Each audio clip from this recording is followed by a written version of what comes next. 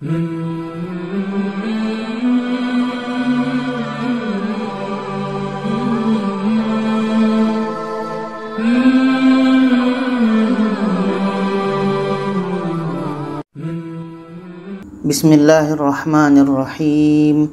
Assalamualaikum warahmatullahi wabarakatuh. Alhamdulillah, kita bertemu lagi di channel kelas mengaji. Saya doakan kita semua selalu sehat, rezeki dilancarkan, dan kita semakin semangat untuk belajar mengaji Al-Quran ini. Baiklah, pada kali ini pembahasan kita yaitunya satu pertanyaan dari sahabat-sahabat kita, yaitu tentang perbedaan. Apa perbedaan di antara ketiga idgham ini? Idgham bi gunnah, idgham bila gunnah, idgham mithlain. Untuk idgham mithlain ini ada 4 nama sebetulnya. Ada yang menyebutnya dengan idgham mutamasilain, ada yang menyebutnya dengan idgham syafawi, dan ada yang menyebutnya dengan idgham mimi. Jadi untuk keempat nama tadi kita ambil satu nama, yaitunya mithlain. Kita lihat ini. Jadi nanti kita akan bedakan apa perbedaan di antara ketiga idgham ini, mulai dari pengertiannya, hurufnya, sampailah nanti contoh, dan kita terus praktekkan untuk ketiga idgham ini. Kita mulai dengan idgham bi gunnah. Setelah itu nanti diikuti dengan idgham bila gunnah dan idgham mithlain. Idgham bi gunnah, kalau kita lihat secara bahasa, idgham itu adalah masuk. Sedangkan bi dengan gunnah itu adalah dengung. Ada bacaan yang dibaca secara masuk, kita masukkan huruf pertama ke huruf kedua, dibaca dengan dengung. Kita lihat pengertian secara istilahnya, memasukkan. Nah, ini idgham masuk, memasukkan. Apa yang kita masukkan? Bunyi nun mati, bunyi tanwin secara dengung. Kita masukkan secara dengung ketika bertemu hurufnya yang 4 ini, ya, waw, mim, nun. Untuk simbolnya ini. Nah, ini untuk mudah faham kita. Idgham bi gunnah ketika nun mati, nun sukun, atau tanwin atas, tanwin bawah, tanwin depan bertemu dengan huruf yang 4 ini. Kalau kita singkat bisa dengan yaumin. Yaumin. Nah, ini untuk idgham bi gunnah. Cara bacanya adalah dengan masuk dan dengung. Apa maksud masuk? Nanti kita lihat pada contohnya untuk lebih jelasnya. Dibaca secara masuk dan kita dengungkan. Ini untuk idgham bi gunnah. Nah, kita kecilkan di sini. Sekarang kita masuk idgham bila gunnah. Ini idgham bila gunnah.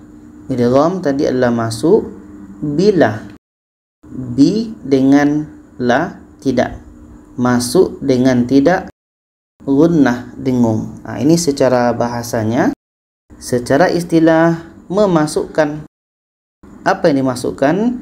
Bunyi nun mati, bunyi tanwin dengan tidak ada dengung. Kapan? Ketika bertemu dengan ro dan lam. Simbolnya ini.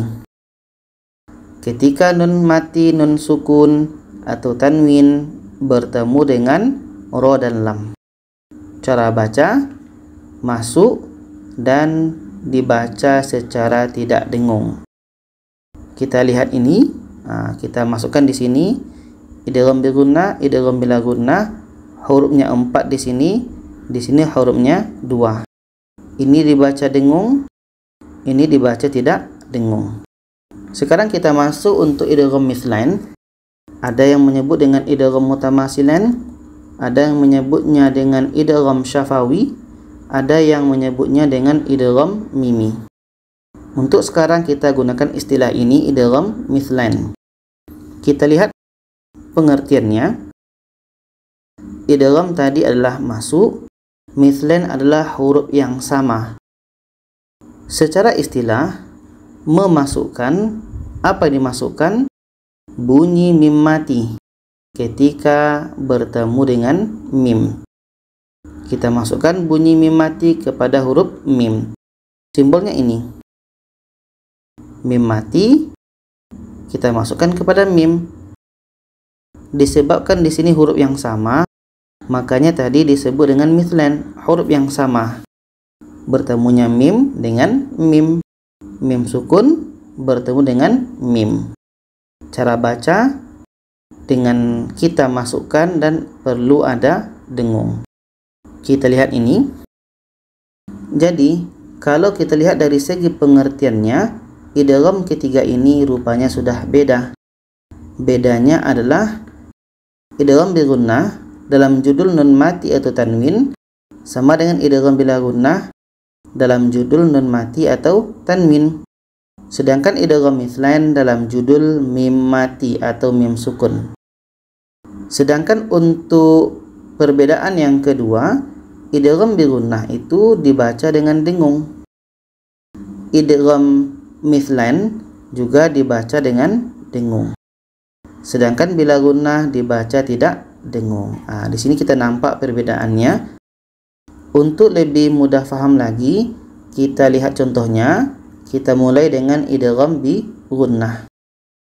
Idgham bi gunnah tadi nun mati atau tanwin bertemu huruf yaumin. Ini dalam surah Al-Baqarah ayat 5. Di sini ada tanwin bertemu dengan mim. Tanwin bertemu dengan mim, hukumnya idgham bi gunnah. Kita masukkan bunyi tanwin kepada mim. Itu yang namanya idgham. Bunyi tanwin masuk kepada mim. Hudam. Hudam. Bunyi tanwin hilang. Jangan dibaca hudan. Hudan. Tapi hudamin. Hudammir. Tadi dibaca secara masuk dan dengung.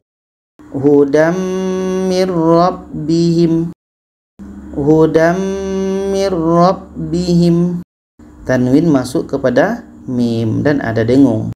Hudam mir rabbihim. Contoh yang kedua dalam surah Al-Baqarah ayat 8 ini. Ini contoh untuk nun mati bertemu dengan ya. Idgham bi gunnah. Bunyi nun ini kita masukkan ke ya. Itu yang namanya idgham. Bunyi nun masuk ke ya. Jangan dibaca man yakulu. Bunyi nun belum masuk. Cara masuknya adalah bunyi nun hilang, masuk ke ya. Man yakulu. Diiringi dengan dengung. Man yakulu. Man yakulu. Dengung 2 harakat. Man yakulu. Kita masukkan ke sini. Untuk idgham bi gunnah ini, tanwin bertemu mim, nun mati bertemu ya. Untuk idgham bila gunnah, contohnya nun mati atau tanwin bertemu ro dan lam. Ini dalam surah Al-Baqarah ayat 41. Ini tanwinnya bertemu dengan lam. Tadi idgham adalah masuk, bunyi tanwin ini kita masukkan ke lam. Itu yang namanya idgham. Bunyi tanwin kita masukkan ke lam dan tidak boleh dengung. Bila gunnah dengan tidak dengung. Jadi ini hukumnya idgham bila gunnah, bunyi tanwin masuk ke lam dan tidak ada dengung. Musaddiqan lima. Musaddiqan lima. Qalli. Qallima. Musaddiqan lima. Tanwin masuk ke lam dan tidak boleh ada dengung. Musaddiqan lima. Contoh yang kedua untuk ra dalam surah Al-Baqarah ini ada nun mati bertemu ra. Nun mati bertemu ra. Nun mati bertemu ra hukumnya idgham bila gunnah. Bunyi nun kita masukkan ke ra. Bunyi nun kita masukkan ke ra dan tidak boleh dengung. Mir rabbikum azim. Mir rabbikum. Mir rabbikum. Bunyi nun masuk ke ro dan tidak boleh dengung. Mir rabbikum. Ini contoh untuk idgham bila gunnah. Ini idgham bila gunnah. Tanwin bertemu lam, nun mati bertemu ro. Kita masuk contoh untuk idgham mithlain. Mim mati bertemu mim. Contohnya ini dalam surah Al-Baqarah ayat 10 ini. Ada mim mati, mim sukun bertemu dengan mim. Ini idgham mithlain karena bertemu huruf yang sama. Mim mati bertemu mim. Jadi di sini kita dengungkan. Dikarenakan hurufnya sudah sama, mim dengan mim, maka otomatis sudah masuk. Bunyi mim sudah masukkan ke mim karena hurufnya sama, sama-sama mim. Kita baca. Fi qulubihim maradun. Qulubihim ma. Qulubihim maradun.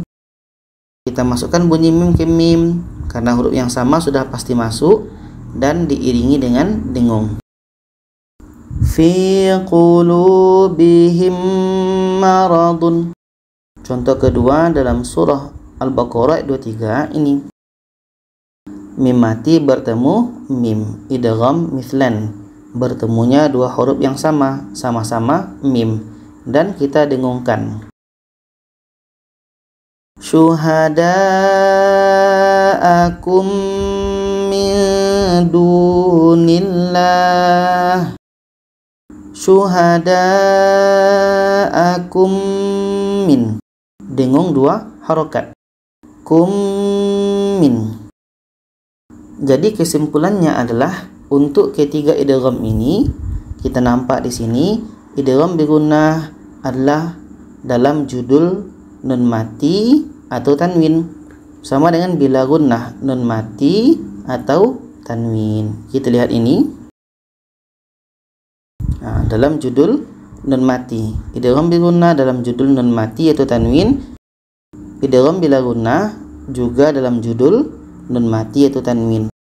Sedangkan idgham mithlain dalam judul mim mati. Dan perbedaannya adalah yang kedua, bi gunnah dengung, mithlain dengung.